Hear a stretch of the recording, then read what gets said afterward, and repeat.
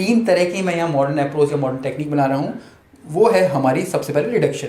आप कोई भी सॉस बना लीजिए, आपको अगर एक फ्लेवरफुल सॉस बनानी है तो आपको रिडक्शन के बारे में मालूम होना चाहिए। रिडक्शन का मतलब है किसी भी चीज़ को रिड्यूस करना, चाहे आप एक सॉस को रिड्यूस कर रहे हो, स्टॉक को रिड्यूस कर रहे हैं, और एक लिक्विड को आप रिड्यूस कर रहे हो, आप बाल्समिक को रिड्यूस कर रहे हो, आपके पास कोई एक सॉस है उसको रिड्यूस कर रहे हो, तो आपको रिडक्शन का मतलब पता होना चाहिए। रिडक्शन के अंदर जो भी क्वांटिटी होती है, अगर मान लीजिए मेरे पास 1 लीटर है, मैं कभी कभी उसको रिड्यूस करके आधे लीटर में कन्वर्ट कर देता हूँ, और आधे लीटर में जब मैं उसको कन्वर्ट कर देता हूँ तो जो उसका टेस्ट होता है बहुत ही ज़्यादा बढ़ जाता है, उसके अंदर जो स्ट्रेंथ है वो और ज़्यादा बढ़ जाती है, उसका फ्लेवर आप बोल सकते हैं खिल के आता है एकदम। अगर आप जीभ पे भी टच कर रहे हैं तो बहुत ज़्यादा आपका एकदम इंटेंस फ्लेवर आ जाता है। तो रिडक्शन के बारे में आपको मालूम होना चाहिए। 3 अप्रोच है ये, पहली अप्रोच की। दूसरा, यहाँ पे इमल्सिफिकेशन हमें पता होने चाहिए। इमल्सिफिकेशन का मतलब है कि दो अलग नेचर के इंग्रेडिएंट, दो अलग नेचर, जैसे कि मैंने यहाँ पे अंडा बता दिया और मैंने बटर बता दिया, तो आपको इनको आपस में किस तरीके से मिक्स करना है, कंबाइन करना है, कडल चीज़ें नहीं होनी चाहिए, ये ज़रूर आपको पता होना चाहिए। अगर आप इसको कर पा रहे हो और टेक्निक समझ पा रहे हो, ठीक है जी। जैसे अगर मैं मेयोनीज बना रहा हूँ या मैं हॉलैंडाइज बना रहा हूँ, तो किस प्रकार से क्या क्या स्टेप्स आपको लेने हैं, किन चीज़ों का आपको ध्यान रखना है ताकि आपकी सॉस कडल ना हो। अगर सॉस रेडी भी हो गई है तो उसको किस प्रकार से फ्लेवरफुल बनाना है, आपको ये पता होना चाहिए। तीसरा इसमें होता है हमारे प्योरे। प्योरे का मतलब हो गया, जैसे कि मैं पटैटो प्योरे बोल दूँ, वेजिटेबल प्योरे में बोल दूँ, इवन मीट की प्योरे में बोल दूँ, मैं टमाटो की प्योरे बोल दूँ, तो टमाटो के प्योरे को कैसे करना है ये मुझे पता आना चाहिए, क्योंकि प्योरे से ही कई सारी हमारी सॉस है, जैसे कूरी सॉस हम लोग बोलते हैं, या मुझे कोई पेपर सॉस बनानी है, वो सारी की सारी चीज़ें आएंगी। अगर आप इन 3 चीज़ों को अच्छे से समझ पा रहे हैं, रिडक्शन, इमल्सिफिकेशन और प्योरे, इन 3 चीज़ों को आप अच्छे से समझ पा रहे हैं, तो आप दुनिया की कोई भी सॉस बना सकते हैं। इनके अलावा, क्योंकि ये बेसिक सॉस होती है, इनके बाद इनके हज़ारों डेरिवेटिव होते हैं। ये 5 या 6 सॉस आप समझ लीजिए, ये 3 चीज़ें आप समझ लीजिए, उसके बाद आपको कोई भी सॉस बनाने में दिक्कत या तकलीफ आने नहीं वाली है। और आपकी सॉस जो आपने किताब में पढ़ी होगी, किसी से देखा होगा, सीखा होगा, उससे भी ज़्यादा आपकी जो सॉस है फ्लेवरफुल बन जाएगी। इसके बाद जब आप ये 3 चीज़ें सीख लेते हो, उसके बाद आता है हमारा सॉस बनाने का फॉर्मूला। सॉस बनाने का फॉर्मूला क्या है? पहले हमारे पास एक लिक्विड होना चाहिए। लिक्विड भी हमेशा हमारा फ्लेवरफुल ही होगा। लिक्विड में चाहे हमारा, अगर मैं इनमें लूँ, यहाँ पे जस्ट स्पेनियोल में लेता हूँ तो मैं ब्राउन स्टॉक ले रहा हूँ जो कि फ्लेवर फुल होना चाहिए। वलूते में मैं अपना वाइट स्टॉक ले रहा हूँ।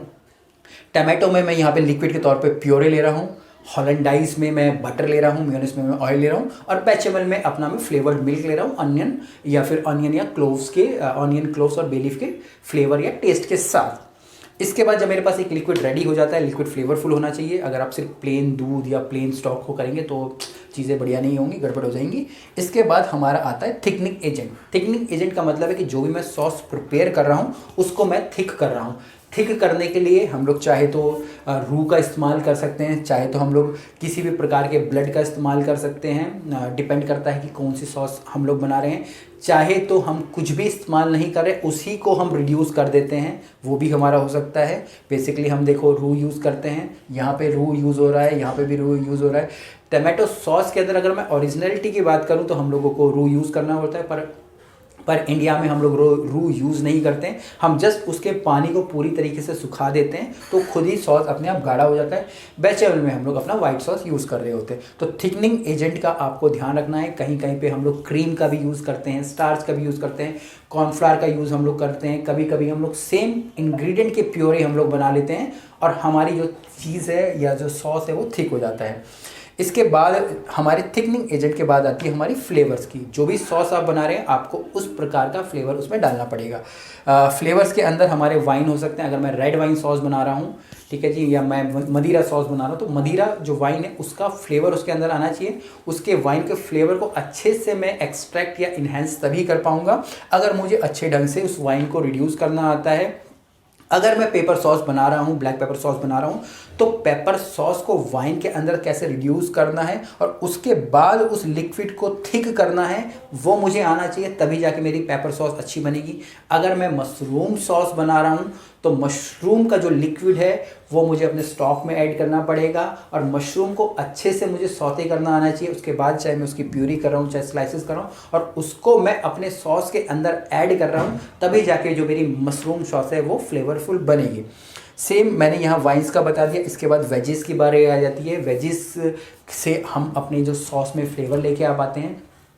वेजिस का अगर मैं एग्जांपल दूं, मैं एक कूली सॉस बना रहा हूँ। कूली बेसिकली प्योरे होती है।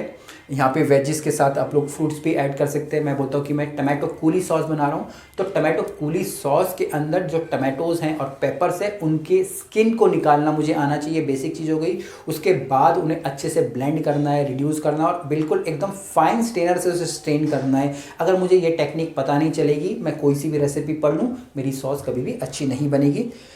उसके बाद इस सॉस के अंदर जो फ्लेवर आता है वो होता है हर्ब्स का। कहीं पे हम लोग रोज़मेरी सॉस बनाते हैं, कहीं पे हम लोग थाइम सॉस बनाते हैं।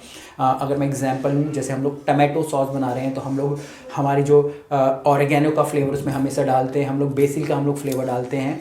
तो अगर ये फ्लेवर मैं अपने सॉस में ऐड ही नहीं कर पा रहा हूँ तो मेरी टमाटो सॉस तो बन जाएगी, पर उसके अंदर जो टेस्टी चीज़ आनी है या उसका फ्लेवर जो इन्हेंस होना है, दूसरों से मेरी सॉस अलग होनी है, वो कभी भी नहीं हो पाएगी जब तक मैं उसमें फ्लेवरिंग्स नहीं डालूंगा। इसके अलावा भी कई सारे हम लोग फ्लेवर्स के लिए चीज़ें यूज़ कर सकते हैं। एग्जाम्पल के लिए मैं बोलूँगा, हम लोग क्रीम यूज़ करते हैं, लाइजेंस हम लोग बनाते हैं, एग योग और क्रीम के अंदर मिक्स करते हैं और उसको हम लोग ऐड करते हैं, चीज़ हम लोग ऐड करते हैं, कोई भी आप इंग्रेडिएंट ऐड कर सकते हैं। पर ये बेसिक फार्मूला है, अगर आपको समझ आ जा रहा है तो आप अपने इन सॉसों को और इनसे बनने वाले सारे के सारे डेरिवेटिव्स को बहुत ही टेस्टी बना पाओगे।